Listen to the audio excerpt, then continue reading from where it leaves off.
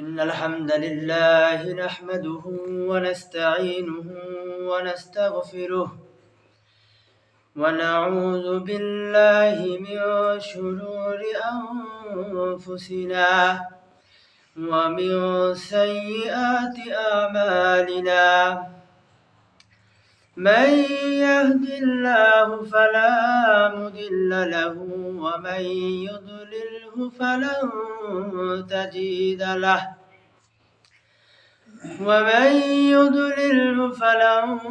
تجد له وليا مرشدا ونشهد أن لا إله إلا الله وحده لا شريك له ونشهد أن سيدنا وحبيبنا ومولانا محمدا عبد الله ورسوله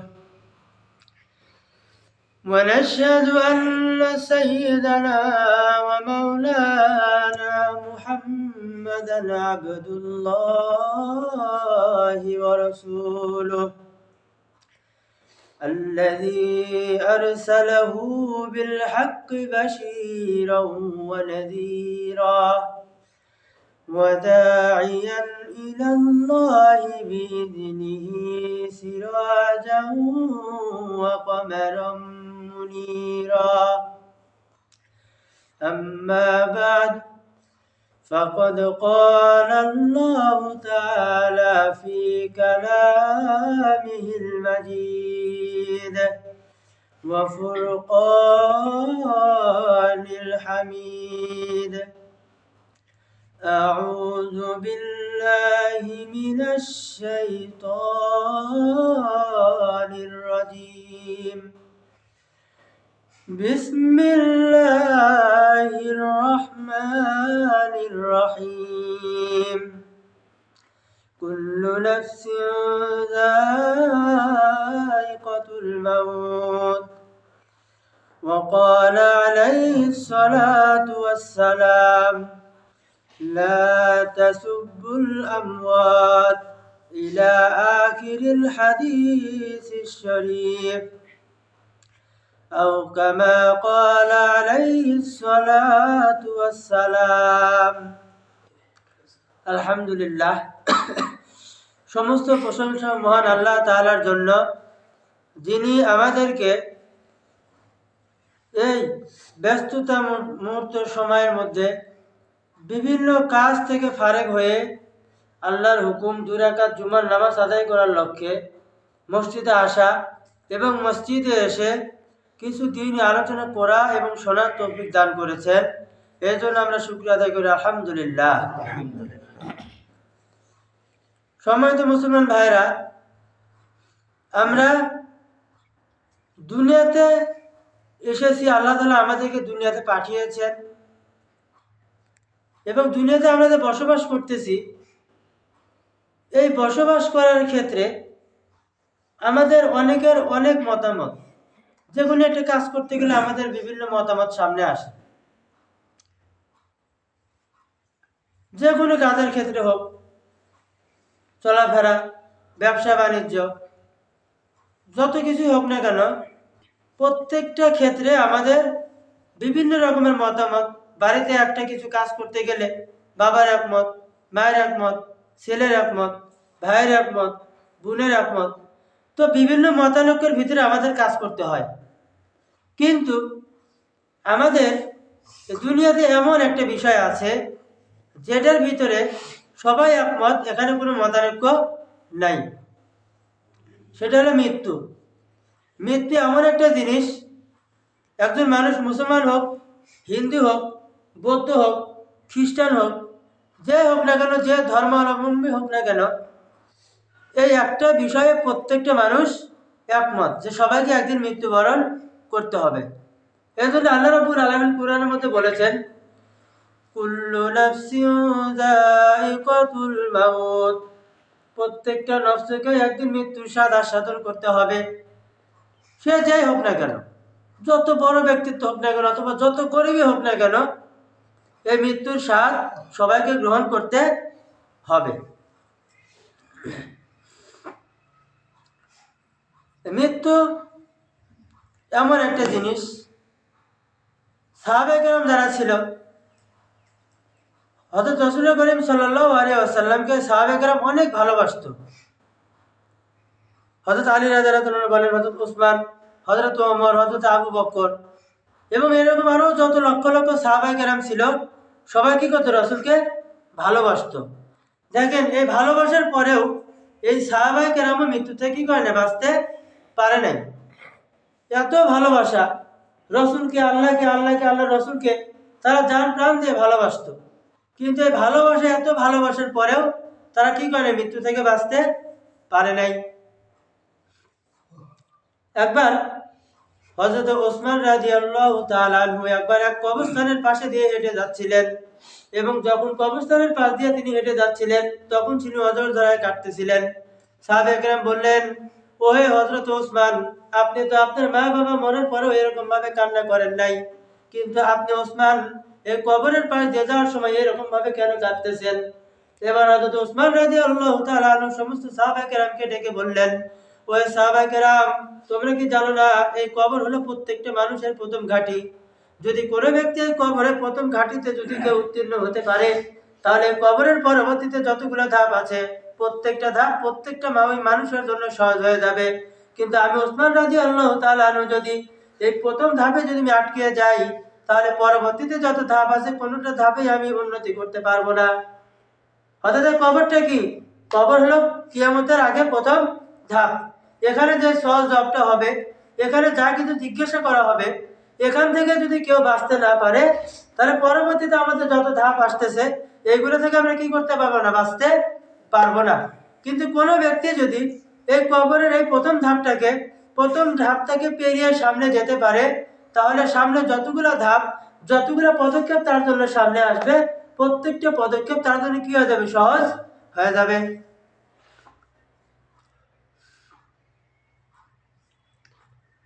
তো কবি বলতেছেন, দেখেন, আমাদের দুনিয়াতে যখন আল্লাহ তাআলা পাঠাচ্ছে, এই আল্লাহ তাআলা পাঠানোর পর আমাদের জন্য যে একটা বিধান, জন্ম, মৃত্যু, রিজিক, এইগুলো দায়িত্ব কি করছেন? আল্লাহ তাআলা নিজের হাতেই নিয়েছেন। এগুলো কোনো, ধরেন মৃত্যুর বিষয়টা বা হায়াতের বিষয়টা, যে যদি ধরেন আপনি আমেরিকার প্রেসিডেন্ট, তাকে যদি দেওয়া হতো, যে আল্লাহ তাআলা বললো যে ঠিক আছে, আমি তো দুনিয়াতে লোক পাঠালাম, তুমি তো হোয়াইট হাউসের নেতা, পুরা দুনিয়া তুমি ওখান থেকে রাজত্ব করতেছ, তো তোমাকে আমি কি করলাম, এই হায়াতের মালিকানাটা দিয়ে দিলাম, তোমার যাকে যেমন ইচ্ছা তুমি কি করো, হায়াত দিয়ে দাও। তো দেখা যেত প্রেসিডেন্ট আগে নিজেরটা আগে নিত, তারপরে বিবি, বাচ্চা, মেয়ে, জামাই, তো এরকম করতে করতে এক পর্যায়ে দেখা যেত বাঙালি কিছুই পাইতো না। কারণ প্রেসিডেন্ট যখন পাইতো, তার আত্মীয় স্বজন, বন্ধু বান্ধব যারা আছে তাদেরকে দিয়ে কি করতো, শেষ করতো। কিন্তু বাংলাদেশ কে দেখে? ছোট্ট একটা দেশ, তো এই দেশের কেউ কি পেত না, হায়াত পাইতো না। তো এই জন্য আল্লাহ তাআলা হায়াতকে কি করছেন, নিজের হাতে নিয়েছেন। কবি বলেন, দু চিজাত মীরা কাশাদ জোরে জোর, দু চিজাত মীরা কাশাদ জোরে জোর, একে আবদানা দেগার খাকে গোর। দুইটা জিনিসের মালিকানা আল্লাহর হাতে। একটা হলো কি, মানুষের জন্ম মৃত্যু, দ্বিতীয়টা হলো কি, রিজিক, মানুষের রিজিক, এটা আল্লাহ তাআলা কি করে, নিজের হাতে বন্টন করে।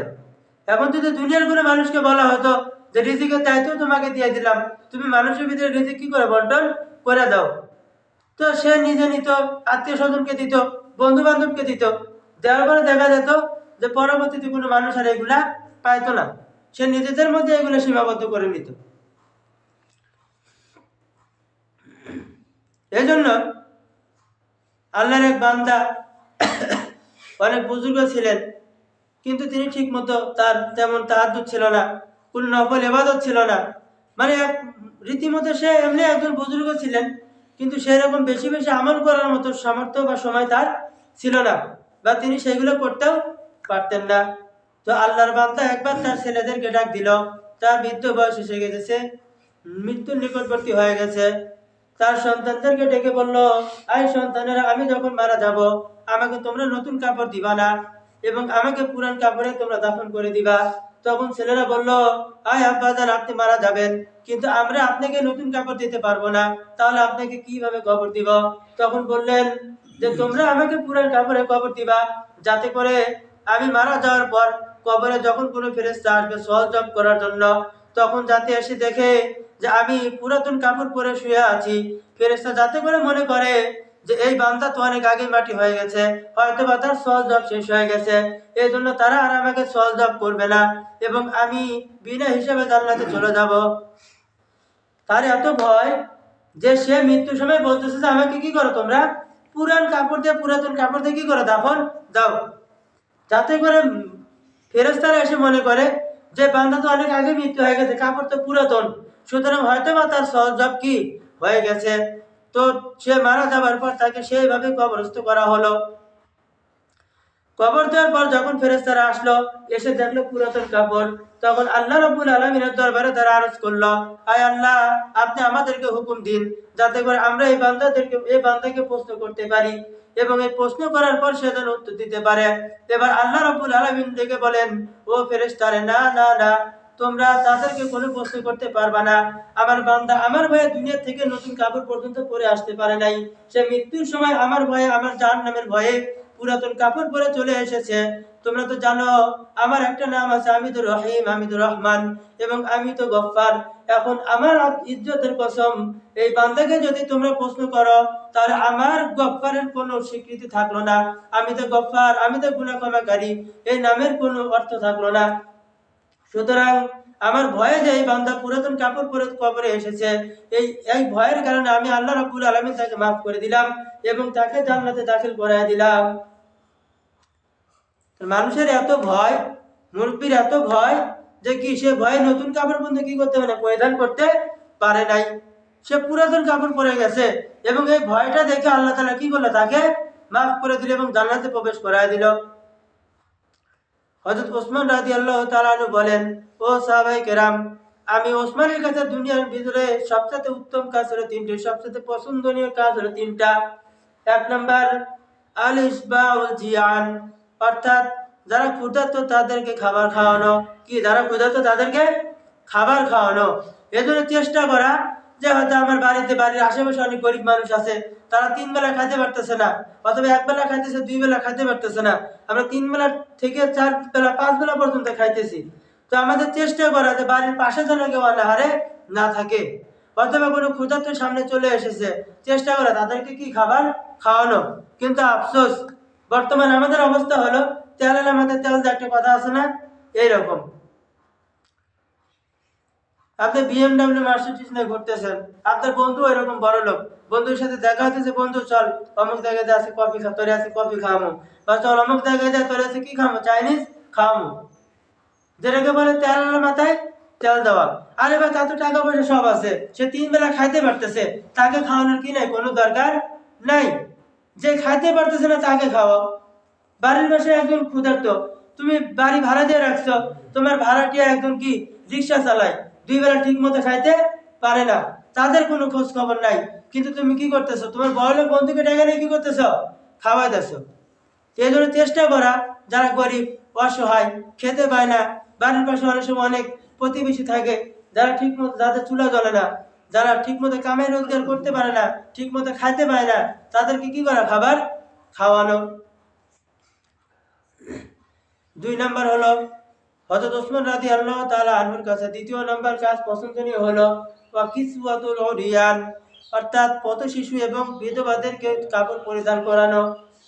শীতের দিন দেখেন, শীতের দিন চলতেছে, রাস্তায় দেখুন অনেক পথ শিশু আছে, অনেক বিধবা মহিলা আছে যারা কাপড় ছাড়া ঘুরতেছে, তাদের কি নাই, কাপড় কেনার অ্যাবিলিটি নাই, তাদের সে অ্যাবিলিটি নাই যে তারা কি করবে, কাপড় কিনে সেটা পরিধান করবে, তারা শীতে কষ্ট করতেছে।